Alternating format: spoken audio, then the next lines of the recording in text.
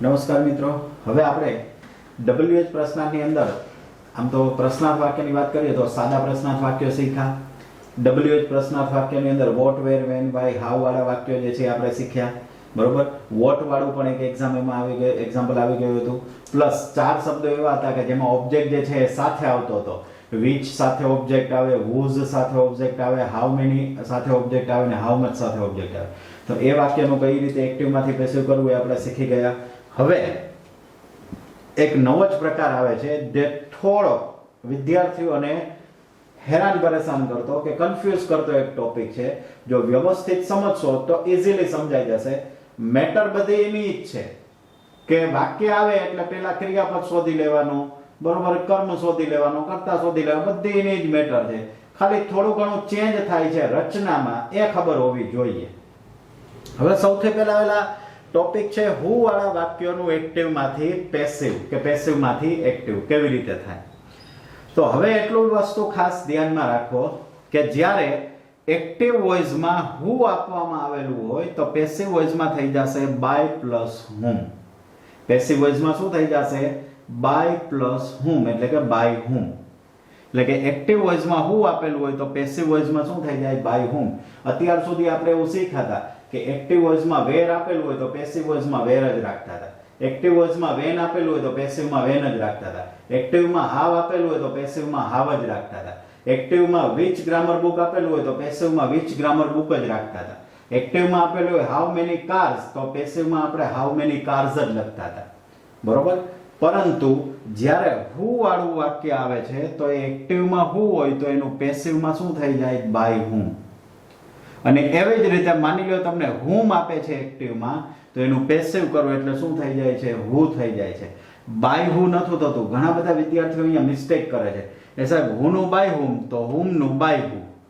પણ એ બાય કેમ શબ્દ આગળ લાગે છે હું તમને કહું હમણાં.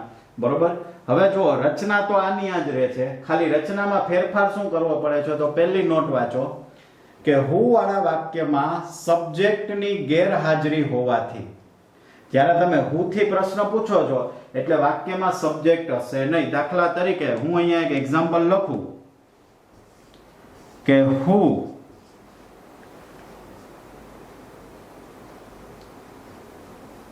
Plays cricket. હુ પ્લેઝ ક્રિકેટ, આવું વાક્ય આપેલું છે. ક્રિયાપદ શોધો જોઈએ તો કયું છે તો કે પ્લેઝ. શું રમે છે તો કે ક્રિકેટ. કોણ રમે છે તો કે સાહેબ એના વડે તો આપણે પ્રશ્ન પૂછ્યો છે. એનો મતલબ કે હુ વાળું વાક્ય હોય એમાં સબ્જેક્ટની શું હોય? ગેરહાજરી હોય. હવે આપણે અગાઉ વોટ વાળું વાક્ય અગાઉના વિડીયોમાં જોઈ ચૂક્યા છીએ. ગેરહાજરી હોય તો અફસોસ નથી કરવાનો, આગળ વધવાનું. બરોબર, આપણા જીવનની અંદર ઘણા બધા વ્યક્તિઓ જે છે એનું મૃત્યુ થાય, આપણા સગા near ones and dear ones નું, પછી આખી જિંદગી કે આપણે એને પકડી નથી બેસી રહેતા. હા, થોડાક દિવસ દુઃખ થાય પછી આપણી જિંદગી આપણી રીતે જીવીએ છીએ. એવી જ રીતે અહીંયા નથી આપેલું કોઈ વાંધો નહીં, આપણે આપણી રીતે આગળ વધો. ન આપેલું એ ભાગનો અફસોસ નથી કરવાનો, આગળ વધવાનું છે. એટલે કે અહીંયા હુ વાળા વાક્યમાં કોની ગેરહાજરી હશે? સબ્જેક્ટની ગેરહાજરી હોય. બરોબર, કારણ કે હુ થી જ પ્રશ્ન પૂછ્યો છે કે કોણ રમે છે, એ જ પ્રશ્ન પૂછ્યો છે તો વાક્યમાં સબ્જેક્ટ ક્યાંથી હોય? એટલે હુ સબ્જેક્ટની ગેરહાજરી હોય છે, તેથી તેનું પેસિવ વોઇસ કરતી વખતે WH પ્રશ્નાર્થ રચનામાંથી બાય પ્લસ એસ દૂર થાય. શું દૂર થાય? By plus S. કેમ? કારણ કે આ પેસિવની રચનામાં બાય પ્લસ એસ છે. હવે સબ્જેક્ટ આપેલો જ નથી તો તમે કેવી રીતે લખો? બરોબર, હવે માની લો કે હું અહીંયાથી દૂર કરી દઉં કે સબ્જેક્ટ મને આપવામાં આવેલો નથી, આ આપણે ગણીએ એટલે રચના આવી રીત થઈ ગઈ. ક્લિયર? તો હવે અહીંયા વધ્યું શું? બાય. નિયમ એવો છે કે હુ નું તમારે કરવાનું છે હુમ. જોજો, હકીકતમાં નિયમ એવો છે કે હુ નું શું કરવાનું છે? હુમ. અને હુમ નું શું કરવાનું છે? હુ. બે એકબીજાના ઉલટા. હુ હોય તો હુમ, હુમ હોય તો હુ. પણ હવે તમે એ શબ્દ તો ફેરવી નાખો, પરંતુ અહીંયા શું વધ્યું? બાય વધ્યું. કયો શબ્દ વધ્યો? બાય શબ્દ વધ્યો. બરોબર, હવે બાય શબ્દ વધે છે એટલા માટે આપણે અહીંયા હુ નું શું કરવું પડે છે? By whom. એ બાય શબ્દ જે છે ક્યાં લઈ લીધો? આગળ. તમને એવું થાય કે સાહેબ આ હુમ વાળા વાક્યમાં એવું ન થાય? ના. કેમ ન થાય? કારણ કે જો હું એક હુમ વાળું એક્ઝામ્પલ આપી દઉં કે whom do you invite? જો જોઈએ ક્રિયાપદ શોધો જોઈએ તો કે ડુ અને invite. Do helping verb, V main verb. શું ઇન્વાઇટ કરે છે? જવાબ નથી મળતો. બરોબર, જવાબ નથી મળતો એનો મતલબ કે વાક્યમાં કર્મ નથી. બરોબર, કારણ કે વાક્યમાં કર્મ જ ન હોય તો જ જવાબ ન મળતો હોય. તમને એવું થાય છે વોટ વાળા વાક્યમાં તોય કર્મ નતો તોય કે, પણ એ તો એના વડે પ્રશ્ન જ પૂછ્યો હતો વોટ વડે. અહીંયા વોટ વડે પ્રશ્ન નથી પૂછ્યો. કોને વડે પ્રશ્ન પૂછો? કોને ઇન્વાઇટ કરે છે? તો કે સાહેબ એના વડે તો પ્રશ્ન પૂછ્યો છે. કોણ ઇન્વાઇટ કરે છે? તો કે યુ. અહીંયા હું ડઝ કરી દઉં અને અહીંયા કરી દઉં નિરાલી. બરોબર, તો આ નિરાલી થઈ જશે સબ્જેક્ટ. હવે જો રચના મુજબ અહીંયા કરો તો તમને એસ મળ્યો છે તો એસ તો અહીંયા લખાશે, તો પછી બાય પ્લસ એસ રચના ભેગી આવે. એટલા માટે હવે તમે જ્યારે દાખલા તરીકે હું આ વાક્યનું પેસિવ કરતું હોય તો હુમ નું મારે શું લખવું જોશે? હુમ. અને અહીંયા સબ્જેક્ટ નથી એટલે બાય ક્યાં લખવો જોશે? આગળ. આ હુમ નું મારે શું કરવું જોશે? હુ. પણ અહીંયા હું બાય લખીશ નહીં. કેમ નહીં લખું? કારણ કે હું આ વાક્યનું જ્યારે પેસિવ કરીશ ત્યારે ઓલરેડી નિરાલી તો છે તો એની આગળ મારે બાય લગાડવું જોશે. બાય નિરાલી. તો બે વખત બાય આવે નહીં. અહીંયા એકેય વાર નથી એટલા માટે એસ નીકળી ગયું, એટલા માટે બાય એકલું વધે છે, એટલા માટે આપણે આવી રીતે લખીએ છીએ. આ એનું ક્લેરિફિકેશન મેં તમને આપ્યું. ક્લિયર? હવે આપણે આ રચના જે છે બસ આટલો જ ફેર છે, બીજો કાંઈ તમારે ફેર કરવાનો નથી. બાકી તો આની જ રચના જે છે એ ફોલો થશે. ફરી પાછું આપણે રચનામાં જે ભાગ ડિલીટ કર્યા હતા એને અહીંયા લખી નાખીએ. બરોબર, બાકી બીજા કાંઈ નિયમો જે છે એ ભણવાના નથી. બીજો નોટ એ જ કહે છે કે હુમ વાળા વાક્યનું પેસિવ કરતી વખતે ઓબ્જેક્ટની ગેરહાજરી હોવાથી WH પ્રશ્નાર્થ રચનામાંથી શું દૂર થશે? તો કે ઓબ્જેક્ટ દૂર થશે. આ એક્ઝામ્પલ જે તમને આપેલું છે આનું પેસિવ વોઇસ કરવું હોય તો કેવી રીતે થાય? તો કે સૌથી પહેલા તો આપણને વાક્ય રચના જે છે એ કેવી મળી છે? તો કે એક્ટિવ મળી છે. બરોબર, કેમ એક્ટિવ છે એ ખબર કેવી રીતે પડે? ઓબ્જેક્ટ ક્યાં છે? પાછળ છે. પેસિવ હોત તો ઓબ્જેક્ટ ક્યાં આવત? આગળ. જોજો હમણાં આનું પેસિવ કરીએ એટલે ઓબ્જેક્ટ આગળ આવતો રહેશે. હવે સૌથી પહેલા તો હું નું શું કરવાનું છે? પેસિવમાં બાય હુમ, એટલે પહેલા આપણે લખી નાખીએ બાય હુમ. બરોબર, હવે રચના મુજબ આગળ વધવો જોઈએ. Helping verb. હેલ્પિંગ વર્બ કોને અનુલક્ષીને મુકાય? ઓબ્જેક્ટને. વાક્યનો કાળ છે સાદો વર્તમાન કાળ એટલે એનું પેસિવ શું થશે? એમિઝાર અને V3. તો હેલ્પિંગ વર્બ તરીકે એમિઝાર માંથી શું આવશે? તો કે ઓબ્જેક્ટ મુજબ. ઓબ્જેક્ટ છે ક્રિકેટ એટલે શું આવી જશે? ઇઝ. પછી રચના મુજબ શું આવે છે? ઓબ્જેક્ટ એટલે આપણે શું લખશું? ક્રિકેટ. બરોબર, ત્યારબાદ વર્બ. તો વર્બ અહીંયા કયું છે? પ્લે. એનું V3 એટલે શું થઈ જશે? પ્લેડ. હવે બાય પ્લસ એસ એ તો નીકળી જાય છે કારણ કે સબ્જેક્ટ છે જ નહીં. બરોબર, જો અહીંયા લખ્યું છે ને કે બાય પ્લસ એસ દૂર થાય, આ નીકળી જ જાય છે તો સીધું શું? Question mark. By whom is cricket played. આ રીતે વાક્ય જે છે એ બનશે. તો હવે આપણે આ જે રચના ભણી ગયા છીએ એ રચના મુજબ વાક્ય જે છે એ બનાવવાના થશે. હવે આપણે એક્ઝામ્પલ જોઈએ તો અહીંયા આવે છે હુ વાળા પ્રશ્નાર્થ વાક્યના એક્ઝામ્પલ જોઈએ તો પહેલું જ એક એક્ઝામ્પલ તરીકે આપણને વાક્ય આપવામાં આવેલું છે કે હુ સિંગ્સ અ સોંગ. બરોબર, તો સૌથી પહેલા તો આપણે શું લઈ લેવાનું છે? તો કે વાક્યમાંથી ક્રિયાપદ શોધો. તો ક્રિયાપદ કયું છે? તો કે સિંગ્સ. શું ગાય છે? તો કે અ સોંગ. કોણ ગાય છે? તો કે સાહેબ એના વડે તો પ્રશ્ન પૂછ્યો છે.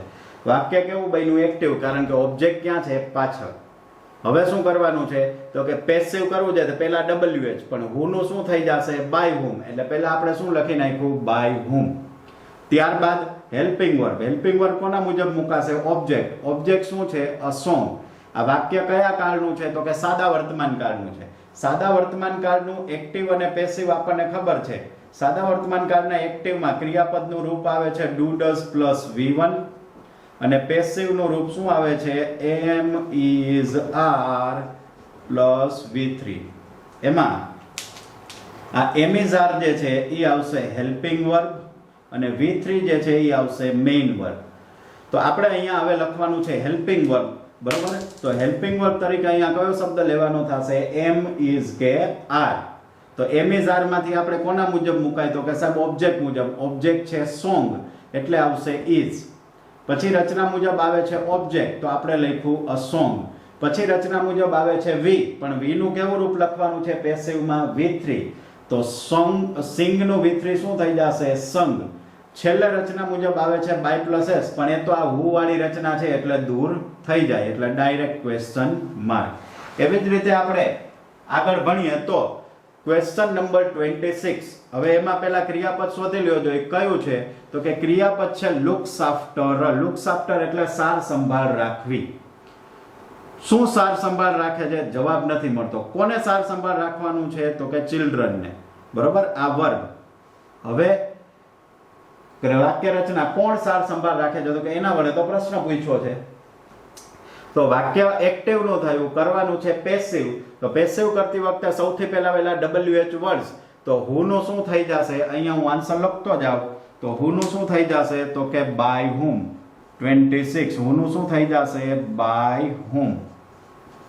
ત્યારબાદ રચના મુજબ હેલ્પિંગ વર્બ. તો હેલ્પિંગ વર્બ અહીંયા પેસિવ કરવાનું છે. કાળ છે સાદો વર્તમાન કાળ, લુક્સ આફ્ટર. 5 વાક્યો સાદા વર્તમાન કાળના છે. બરોબર, તો એમિઝાર માંથી હેલ્પિંગ વર્બ આવશે. તો કોના મુજબ નક્કી થાય એમિઝાર તો કે ઓબ્જેક્ટ પ્રમાણે. ઓબ્જેક્ટ શું છે? ચિલ્ડ્રન. એટલે કયો શબ્દ આવશે? આર. હવે રચના મુજબ આવે છે ઓબ્જેક્ટ એટલે શું થઈ જશે? The children. ત્યાર પછી શું આવી જાય છે? બાય પ્લસ એસ આવશે તો કે ના, કારણ કે એ વાક્યમાં છે નહીં.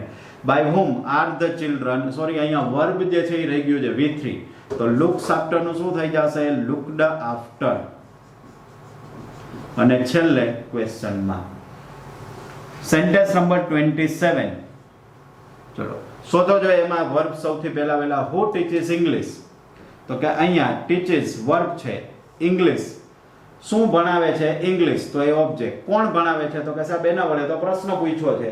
વાક્ય રચના બની એક્ટિવ કારણ કે ઓબ્જેક્ટ પાછળ છે. જો અહીંયા ઓબ્જેક્ટ આગળ આવી ગયો, ઓબ્જેક્ટ આગળ આવી ગયો. હવે આપણે જોઈએ આનું પેસિવ કરવાનું થાય તો સૌથી પહેલા વેલા તો who નું શું થઈ જશે?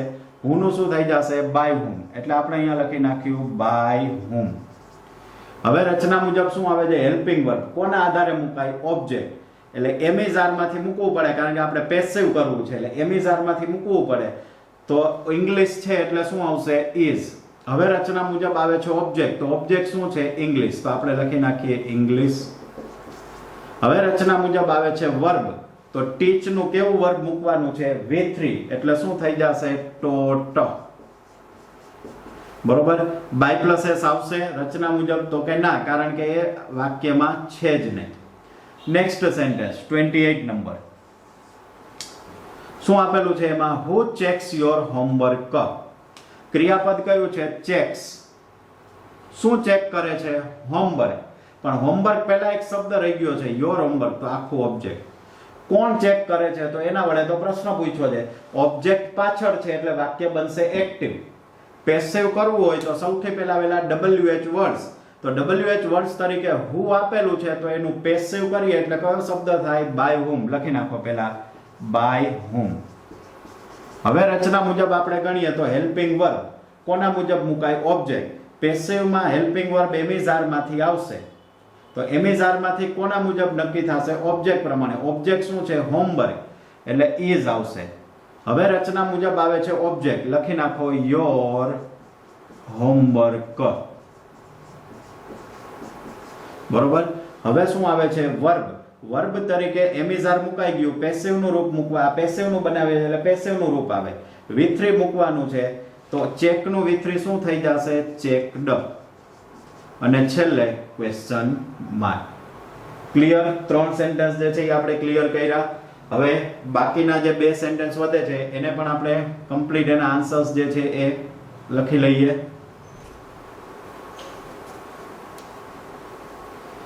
તો જો શું છે વાક્ય? who teaches social studies. તો એ તો આ 27માં સેન્ટેન્સ જેવું જ થશે. teaches એ શું થઈ ગયું? વર્બ. શું ભણાવે છે? Social studies. તો એ શું થઈ જશે? ઓબ્જેક્ટ. હવે આપણે આનું વાક્ય લખવું હોય તો કેવી રીતે બનશે? સૌથી પહેલા વેલા વાક્ય એક્ટિવ છે. કેવી રીતે ખબર પડી? ઓબ્જેક્ટ ક્યાં છે? પાછળ, વર્બની પાછળ છે. એટલે સૌથી પહેલા WH વર્ડ્સ એટલે who આપેલું છે એક્ટિવમાં. તો પેસિવમાં શું થઈ જાય એનું? by whom. તો આપણે સૌથી પહેલા વેલા લખશું by whom. ત્યારબાદ આવે છે હેલ્પિંગ વર્બ. હેલ્પિંગ વર્બ કોના મુજબ મુકાશે? ઓબ્જેક્ટ મુજબ. વાક્યનું એક્ટિવ માંથી પેસિવ કરવાનું છે એટલે અહીંયા પેસિવ કરશું. તો પહેલા હેલ્પિંગ વર્બ તરીકે એમિઝાર માંથી કંઈક આવશે. કોના મુજબ નક્કી થાય તો કે ઓબ્જેક્ટ પ્રમાણે. ઓબ્જેક્ટ છે સોશિયલ સ્ટડી. સોશિયલ સ્ટડી એ એક વિષયનું નામ છે. ઘણા વિદ્યાર્થીઓ આ સ્ટડીઝ શબ્દને વાંચી અને આર કરી દે છે, પણ આખે આખા એક સબ્જેક્ટનું નામ છે, સોશિયલ સ્ટડી, સમાજ વિદ્યા, એટલે ઇઝ આવશે. હવે રચના મુજબ આવે છે ઓબ્જેક્ટ, તો આપણે અહીંયા લખી નાખશું સોશિયલ સ્ટડીઝ. હવે રચના મુજબ આવે છે વર્બ, તો વર્બ તરીકે V3, તો અહીંયા ટીચ નું V3 શું થઈ જશે? ટોટ. બાય પ્લસ એસ તો કે નીકળી જાય છે, છેલ્લે ક્વેશ્ચન માર્ક. સેન્ટેન્સ નંબર 30, 30મું વાક્ય. ક્રિયાપદ શોધો. હુ સિંગ્સ રાગ ભૈરવી, એક્ઝામ્પલ જેવું જ છે. સિંગ્સ એટલે ગાવું, વર્બ છે. શું ગાવાની વાત કરે છે? રાગ ભૈરવી. કોણ ગાય છે? તો કે સાહેબ એના વડે તો પ્રશ્ન પૂછ્યો છે. વાક્ય કેવું બનશે? એક્ટિવ કે પેસિવ? તો કે એક્ટિવ. કેમ? કારણ કે ઓબ્જેક્ટ જે છે એ વર્બ પછી આપેલો છે. પહેલા હોત તો પેસિવ થાય. હવે કાળ સાદો વર્તમાન કાળ છે, પેસિવ કરતું જવાનું છે, WH વર્ડ્સ એટલે હુ આપેલું છે, શું થશે એનું? બાય હુમ. તો આપણે અહીંયા લખી નાખીએ સૌથી પહેલા બાય હુમ. ત્યારબાદ તો કે હેલ્પિંગ વર્બ કોના આધારે મુકાશે? તો કે ઓબ્જેક્ટના આધારે મુકાશે. ઓબ્જેક્ટ શું છે વાક્યમાં? રાગ ભૈરવી. તો એના આધારે હેલ્પિંગ વર્બ એમિઝારમાંથી શું મુકાશે? તો કે ઇઝ. કારણ કે રાગ ભૈરવી એ એક રાગનું નામ છે. આપણે અહીંયા લખી નાખીએ કે રાગ ભૈરવી. હવે રચના મુજબ ઓબ્જેક્ટ લખી નાખ્યો છે. હવે આવે છે વર્બ. વર્બ તરીકે લખવાનું છે V3, તો સિંગ નું V3 શું થઈ જશે? સંગ. બાય પ્લસ એસ તો કે દૂર, સીધું ક્વેશ્ચન માર્ક. તો આ રીતે તમારે હુ વાળા વાક્ય કરવાના છે. આ તો આપણે એક સાદા વર્તમાન કાળના જ ભણ્યા, પણ કદાચ કાળ ગમે તે હોય, રચના તો આની આ જ રહેશે, નિયમ તો આનો આ જ રહેશે, ખાલી અહીંયા ફરશે. પેસિવમાં જે ક્રિયાપદ હોય એ ફરે, બાકી રચના નો ફરે. રચના તો આની આ જ રહેશે.